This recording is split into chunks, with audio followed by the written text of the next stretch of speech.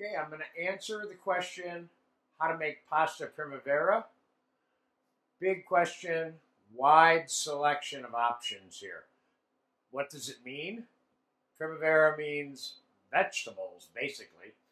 And how many varieties of this dish are there out there? Lots. There's a few people like the chef at Le Cirque in New York who claims to be the originator of this. There's probably, I've seen 25, 30 versions of pasta primavera. I'm going to make one for you today that I think is really nice. And it will have a combination of zucchini, yellow squash, broccoli, cauliflower, celery, red pepper, and onion in the mixture. And we're going to use spaghetti. Spaghetti, of course, is the most used pasta in Italy from what I've seen. Everywhere I've gone in Italy to eat, and you look at a menu, if there's 10 pasta items, 5 of them are spaghetti. And we're going to make a tomato sauce out of fresh tomatoes just by cooking it in olive oil, and I have some roasted garlic cloves that we're going to season it with, okay? Why don't we start the tomato sauce first, and keep in mind that, you know, when I'm making this dish and many other dishes in this class, I'm not trying to make it for one. Sometimes I can, but nobody makes these foods for one. It's usually for 2 or more. So we're going to make enough vegetables for 4 probably here today, but enough sauce for 2 main dishes or 4 first courses, okay? So we're going to start out with 2 cups of fresh diced tomato and some good extra virgin olive oil. I got a warm pan here. I'm going to put about 1/4 of a cup, and you may be adding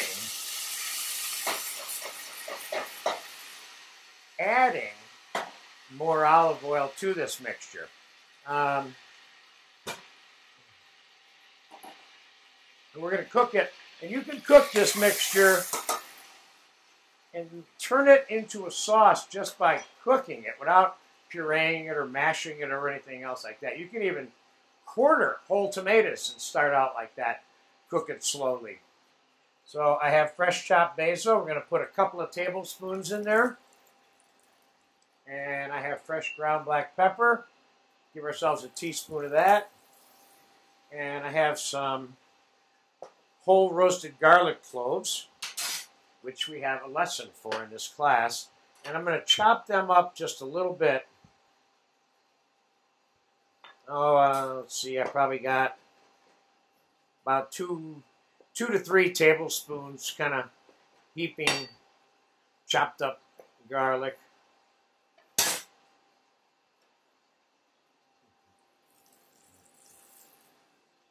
At some point, can you add water?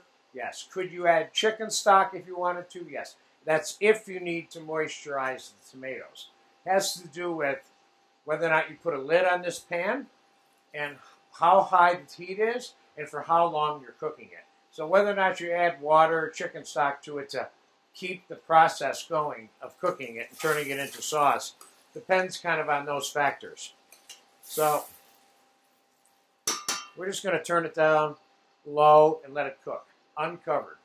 And I'll give you the time elements on how long it took when I'm done making it. And one of the things I love doing in this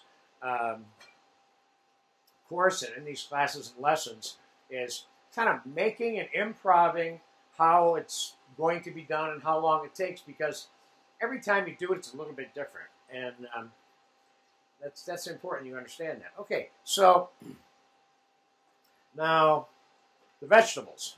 I'm going to slice the onion thin because I'm going to roast these vegetables with a little bit of olive oil and salt and pepper on a sheet pan in the oven. But I kind of want to cut them up so that they all cook. When I'm done, when I pull them out, they're all kind of tender enough to eat. And if I cut the ones that take longer to cook, bigger, then that's not going to happen. And you don't want some of them cooked more than the others. So onions I'm going to slice thin because I want them really cooked, okay?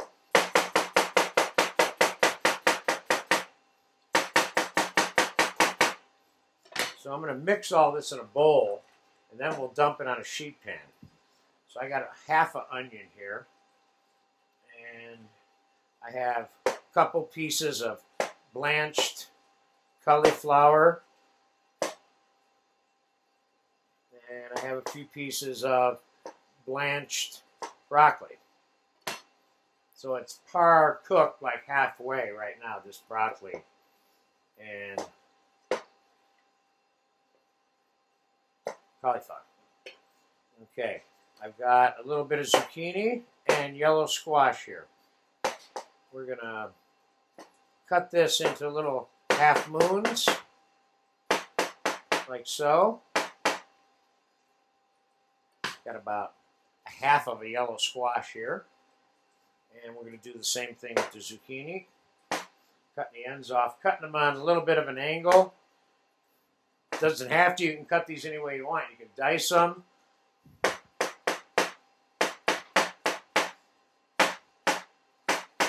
But if you're going to do this process of roasting the vegetables, you want them not like julienne or all sliced really thin, because it'll just get cooked to death, and you won't have an opportunity to do the roasting process because they're too small for that.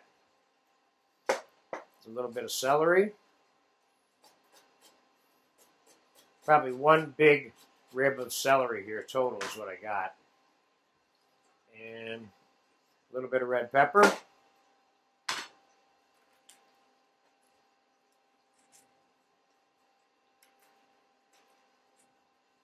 This one I'm going to cut into kind of like chunks, like that. This whole roasted vegetable concept, of course, can be used with all kinds of stuff and other pasta dishes, mixing with your ragouts and fricassees and adding to you name it. Okay, and put a little bit of salt on here and pepper. Let's take a look at this tomato.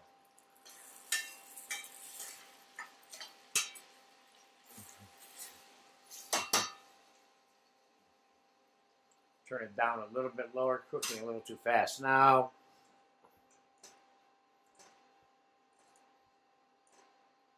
this is going to have to be a time-elapse video between the tomato sauce and roasting the veg, so we should be able to do this with one time-elapsed sequence, which would be 2 shots. Okay, there's the veg. Let's put a little bit more oil on there. And I'm going to pop this in the oven, okay?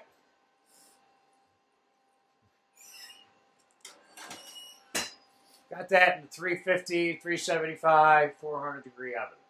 And tomato sauce is cooking. I'm going to add a pinch of chicken stock to this.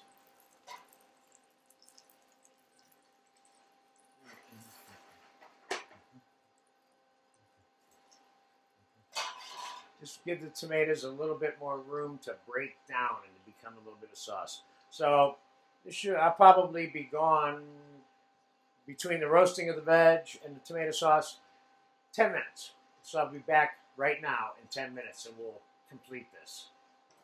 Okay, boy was I off when I told you I'll be back in 10 or 15 minutes. I've cooked these tomatoes for an hour and I roasted the vegetables for like 25 minutes. I took them out. I just put them back in the oven to reheat them a little bit for this final assembly, which is what we're going to do right now. Let me show you what the tomato sauce looks like now. And I have added probably, it's a chunky, fresh, cooked down tomato sauce here now. That's what we have. I added probably two cups of water over the course of the time it was cooking because it kept evaporating and I wanted to break the tomatoes down a little bit more. So we're going to drop our spaghetti in water for the reheating process now.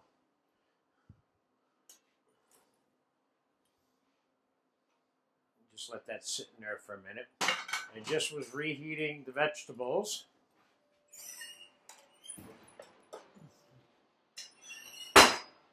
Now keep in mind, again, I want to remind you, Primavera means vegetables, and you can do this any way you want. You can use cream, you can use tomato sauce, you can use olive oil, chicken stock, and lemon juice if you want, whatever. The trick here is seasoned pasta with vegetables. So we're going to take some of this. See how they got a little roasty brown on them? I'm going to take some of this. Got more vegetables than I need here. But in my estimation, you can't have too many vegetables. You can always eat them tomorrow. All right, so I'm going to add a little bit of the hot tomato sauce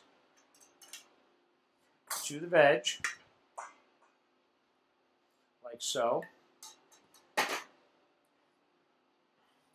And I'm going to mix this together with the pasta.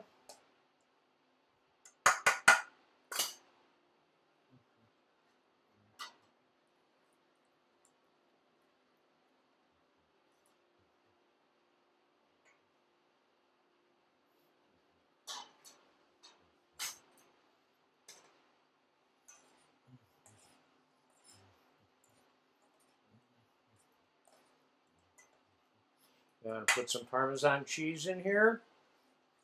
I'm going to put a little bit of Italian crumbled blue gorgonzola cheese in here just for fun because I love it. I didn't tell you that was in the list of ingredients before I started this process, but I like it.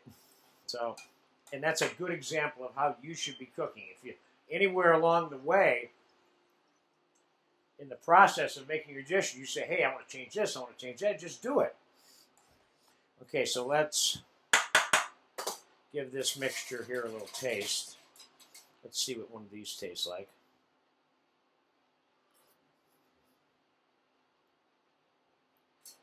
This dish needs a little bit of salt, a little bit more pepper. Now I'm going to add some fresh chopped sage, a little bit of fresh chopped cilantro, a little bit of fresh chopped basil. So now we've got this herby pasta dish here. A little bit more olive oil here. A little bit more Parmesan cheese. We've probably got a quarter of a cup or at least 3 tablespoons here. Okay, let's try doing this one on a plate instead of in a bowl.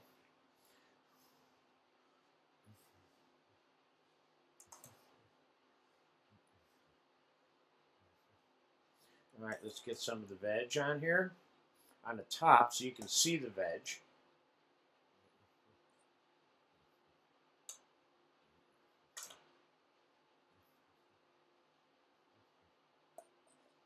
Make sure we get a little bit of everything on there.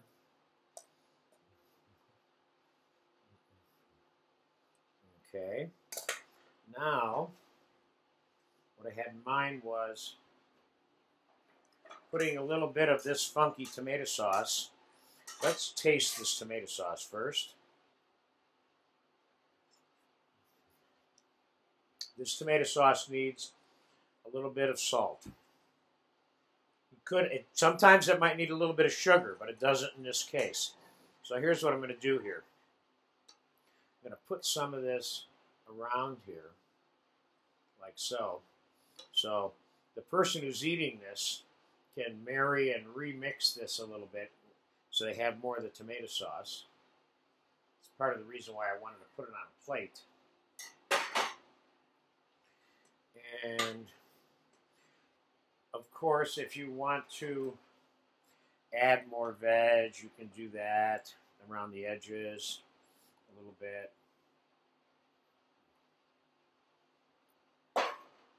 And definitely Parmesan cheese. I'm going to put a little more sprinkle of the gorgonzola also on the top. Now, if you think you have too much oil, this one's exuding a little bit of oil from that long-term cooking process. You just dab it up off the plate before you serve the plate. Of course, I would probably do something like add olive oil to it right now, which I'm not going to do. And of course, once again, you can put a little bit of cheese garnish on this. And I wouldn't be afraid to put a little bit more of your herbs. And I think there you have it. Let's just move this whole thing over so it's in the middle. There you go.